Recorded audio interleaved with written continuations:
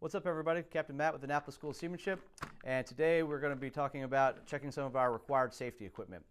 And so one of the things that we're going to check before the season, as it gets nicer out and we start thinking about getting our boats in the water, we wanted to make sure and check our flares. So these are U.S. Coast Guard approved day-night flares, part of the required safety equipment on board your vessel, as well as some other things.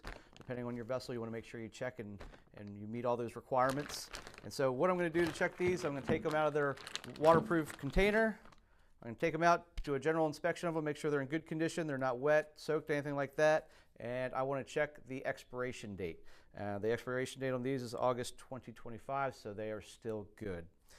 If they were expired, though, that is when I would want to, I can turn them in. You can turn them into a fire department.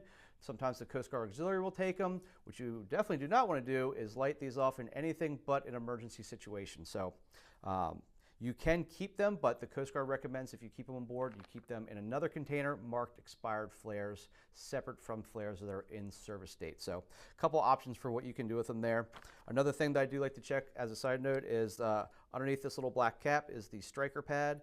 It's just a little piece of like box match striker material. So I like to make sure that's on there and hasn't worn down or hasn't gotten wet and isn't usable. So that would make the flare unlightable. So put that back on, put these back in their waterproof container, make sure I keep them in a readily accessible location with all my other safety equipment, and I'm good to go for the season. Other than that, stay safe and have fun.